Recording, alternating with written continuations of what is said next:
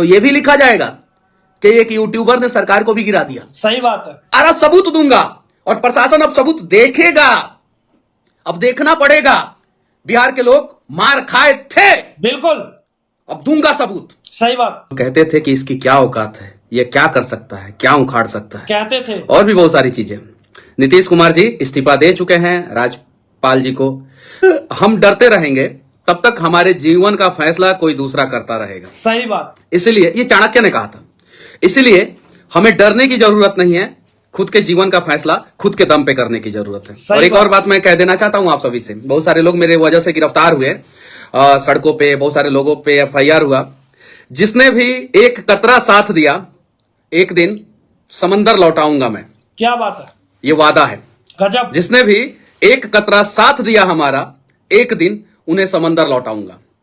बस बिहार में गिरी हुई सरकार जो है वो गिर चुकी है। बिल्कुल। और राम जी का रथ, जब मैं अयोध्या में खड़ा होके और सभी चैनलों पे ये बात कह रहा था कि राम जी का रथ अब पूरब की दिशा में प्रस्थान करेगा, तो लोग कह रहे थे अरे ये तो अलबल बोलता है, यूट्यूबर है, ये तो कुछ भी बोल देता है। बोल रहे थे। जब हम बोले कि हमारे सपने में राम आए थे और उन्होंने कहा कि अब हम अपना रथ लेके बिहार में आएंगे और बिहार में राम राज आएगा, एक चैनल पे मैंने बोला था ना, बोला था भाई, कि राम जी का रथ अब अयोध्या से पूरब की दिशा में प्रस्थान होगा। अमन चोपड़ा के चैनल पे। और 24 तारीख को जो है मैं अयोध्या से बिहार की तरफ प्रस्थान हुआ और आज जो है आप लोगों को दिखाई दे रहा होगा। सही बात।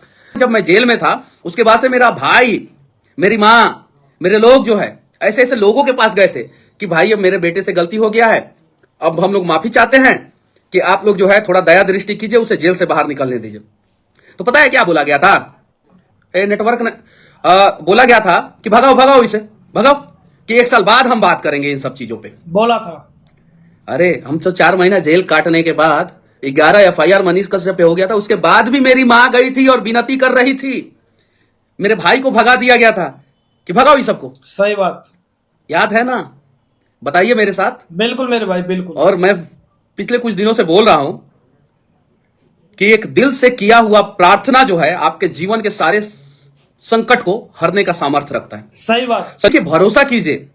क्यों? अगर एक धनाढ्य का बेटा बोलता, अब एक नेता का बेटा बोलता कि सरकार गिरा देंगे, तो आप लोग बोलते हाँ हाँ उसकी औकात है, वो गिरा सकता है। ऐसा ही है। और एक गरीब का बेटा बोला कि सरकार गिरा देंगे, तो आप लोगों ने कहा कि उसकी क्या औकात है, सही बात, वो कैसे गिरा सकता है। यानी आप लोग खुद गरीब लोग ही गरीब लोगों पे भरोसा नहीं करते हैं। अरे हम लोग अपने आप को अगर सामर्थ्यवान नहीं समझेंगे, ताकतवर नहीं समझेंगे, तो ये जो बड़े लोग हैं ना वो हमें कुचलते रहेंगे। सही बात है, बिल्कुल। क्यों नहीं समझते हैं हम लोग? क्या मतलब कि क्या मैं गलत बोला? मैं बिहार के विकास पे बात करता हूं, मुझे नॉलेज है, बिहार के नब्ज के बारे में जानकारी है। सही बात। बिहार के जीडीपी के बारे में जानकारी है, बिहार के इकोनॉमी के बारे में जानकारी है, बिहार के पॉलिटिक्स के बारे में जानकारी है, बिहार के सड़कों को जानता हूं मैं, बिहार के गांवों को जानता हूं, बिहार के नदियों को जानता हूं, बिहार के जंगलों को जानता हूं, बिहार के लोगों को जानता हूं। सही तो बात। क्या मैं जो कह सकता हूं वो नहीं सही हो सकता है? हो सकता है। या जो कुछ नहीं जानते हैं, विदेशों में पढ़े, बड़े बड़े स्कूलों में जाके जो है रहे और बाहर रहे जिनके बच्चे, वो आते हैं और यहां पे सत्ता के सिंहासन पे बैठ जाते हैं और वो कहते हैं तो उनकी बातों को आप लोग मान जाते हैं। सही बात। क्यों ऐसा?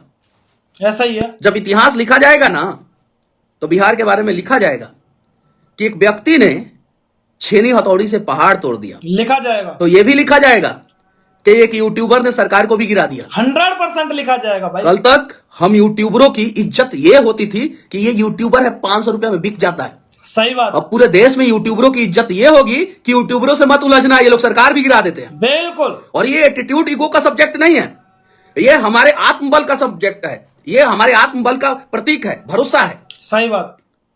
तो हम अपने आत्मबल को समझें, हम अपने अंदर के ताकत को समझें। दलित जाति का लड़का जिसका केस में 1 नंबर पे नाम था, दलित बेचारा था। जब आप दलितों की बात करते हैं तो उसने अपने लोगों के लिए ना पोस्ट किया था कि बिहार के मजदूर मार खा रहे हैं। अब सारा सबूत दूंगा और प्रशासन अब सबूत देखेगा। बिल्कुल। अब देखना पड़ेगा। बिहार के लोग मार खाए थे, बिल्कुल, अब दूंगा सबूत और दिखाऊंगा दुनिया को कि मनीष कश्यप गलत नहीं था। सारा सबूत के साथ जो करना है कर लीजिए। हम लोग छाती से छाती टकराने वाले लोग हैं, गजब, हम लोग लड़ने वाले लोग हैं। ठीक है, सबूत दूंगा, सब कुछ दूंगा और यह भी दूंगा कि कैसे हमारे साथ गलत हुआ। अभी हमारी कहानी जो है सिर्फ और सिर्फ आप लोग 1% जाने हैं, 10% भी नहीं, 1%। कैसे नागेश सम्राट को जेल गेट से उठाया गया और 2 दिन बाद गिरफ्तारी दिखाया गया। सही बात। कैसे जो है नागेश सम्राट के हाथ पे राम लिखा हुआ था तो उस पर डंडा मारा गया और बोला गया कि राम लिखा हुआ है तो तुम्हें तो चोट नहीं लगेगा ना। सही बात। वो राम ने बचाया है हम लोगों को। और ये बात सत्य है कि नहीं, ये पूछिएगा आप लोग, वहां के अधिकारी बताएंगे, वहां के जो ईओयू के पुलिस वाले हैं वो लोग बताएंगे। सही बात। वो लोग भी इस बात से नाराज थे, अंदर अंदर से ही नाराज थे जो पुलिस वाले थे, जो छोटे अधिकारी थे। जब नागेश सम्राट के हाथ पे राम लिखा हुआ था उस पर डंडा मारा गया और कहा गया राम लिखवाए हो, इससे तो दर्द नहीं होगा। सारी बातें अभी मैं बताऊंगा, अब बताऊंगा कैसे परेशान किया गया, कैसे किया गया। बात यहां पे सब आएगा सामने, सब बस। और भगवान के घर में देर है अंधेर नहीं। सही बात है। सत्य परेशान हो सकता है, पराजित नहीं। बिल्कुल। मेरे स्टाफ, मेरे ऑफिस में जो चाय पिलाने वाला बेचारा बच्चा था, जो पानी पिलाने वाला था, जो ऑफिस बॉय था, उसके ऊपर भी एफआईआर हुआ। मुझे सारा तरीके से तोड़ दिया गया। मैं किसी से अगर कभी मिला, फोटो अगर उसका डाल दिया था फेसबुक पे, उन लोगों के ऊपर भी एफआईआर हुआ था। और पता है कमाल की बात यह है कि देखिए कुछ चीजें किस प्रकार से होती है। कुरुक्षेत्र से मैंने वीडियो बनाया था, हरियाणा के कुरुक्षेत्र से। 180 दिन के अंदर सरकार गिरा दूंगा। बिल्कुल। कहां से बनाया था? कुरुक्षेत्र, हरियाणा के कुरुक्षेत्र से मैंने वीडियो बनाया था। बिल्कुल। फिर से मैं कह देना चाहता हूं, कहां से वीडियो बनाया था? हरियाणा के कुरुक्षेत्र से मैंने वीडियो बनाया था कि 180 दिन के अंदर सरकार गिरा दूंगा। बिल्कुल। और सबसे पहला फोन कहां से आया? हरियाणा के कुरुक्षेत्र से आया मेरे पास सबसे पहला फोन। बिल्कुल। और उस व्यक्ति ने बोला कि मनीष भाऊ ये कुरुक्षेत्र है और यहाँ पे जो धर्म के लिए लड़ता है, राज्य के लिए लड़ता है, देश के लिए लड़ता है, वो जीतता जरूर है। सही बात। पांडव बहुत कमजोर थे, बस श्री कृष्ण उनके साथ थे उस समय प्रत्यक्ष रूप से, और आज श्री कृष्ण मेरे साथ हैं अप्रत्यक्ष रूप से। बिल्कुल सही बात। बस बाकी सबको तो पता है ना कि मैंने जो 180 दिन वाली वीडियो बनाई थी कहां से बनाई थी, सबको पता है। सब सारा डिटेल्स निकाल के रखे थे लोग। ये लोग हरियाणा में भी छापा मारा गया, मेरे भाई मनीष कश्यप, हरियाणा में भी छापा मारा गया। सबसे पहले तो मेरे भाई मनीष कश्यप, मैं भाई आपको धन्यवाद करता हूं कि आपने इतना संघर्ष किया और इस नौवा फेल का आपने इतना मतलब जोर झेला कि इस नौवा फेल ने अपनी पूरी तरह से आगे से लेके, पीछे से लेके, ऊपर से लेके, नीचे से लेके, पीछे से लेके और नीचे से लेके इसने पूरा जोर लगा लिया कि भाई इसने पूरी तरह से आपको तोड़ने का काम किया। इसमें कोई शक नहीं है, इसे कोई नहीं भूल सकता, इसे कोई नहीं ठुकरा सकता। ये 100% सही है। और साथ में ये भी सही है कि भाई मनीष कश्यप भाई, आपका पूरा परिवार पूरी तरह से परेशान रहा था। आपकी माताजी ना जाने कहां कहां पे गई थी मदद मांगने के लिए, ना जाने आपके भाई कहां कहां गए मदद मांगने के लिए, लेकिन कहीं से कोई भी मदद नहीं मिली थी। हम लगातार उसी टाइम से आपका कवरेज कर रहे थे। लेकिन सबसे बड़ी बात यह है कि आपने जो भाई एक बात बोली कि भाई 180 दिन में सरकार गिरा देंगे, इससे मतलब ये समझ लीजिएगा कि ये भविष्यवाणी जब से पूरी हुई है, ये सुना है ना कि भाई सरकार गिर गई है, कसम से यार मन वह जो गदगद हो गया यार, अंदर से मन गदगद हो गया कि यार भाई मतलब आपको इतना ज्यादा वो था कि वास्तव में आपने जिस डंके की चोट पे कहा था कि 180 दिन में सरकार गिरा देंगे, 30 दिन नहीं चली। जेल से आने के बाद 30 दिन नहीं चली वही सरकार।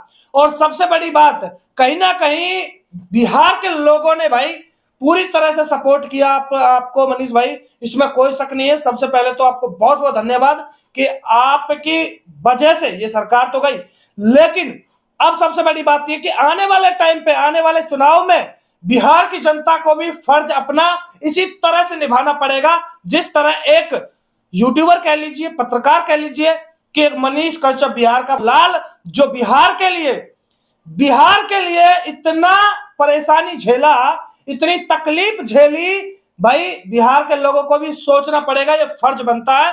देखिए मैं तो हरियाणा से हूं, मैं तो बिहार से नहीं हूं, लेकिन सही और गलत तो सब किसी को दिखता है भाई, हर किसी को दिखता है सही और गलत क्या है। वास्तव में सच्चाई का साथ दीजिए, सच्चाई का सपोर्ट कीजिए, सच्चाई के साथ खड़े रहिए बिहार के भाइयों, मैं यही कहना चाहूंगा।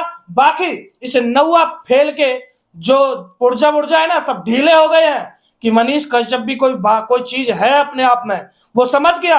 और वो समझ तो पहले गया था, इसीलिए तो एनएस से लगा।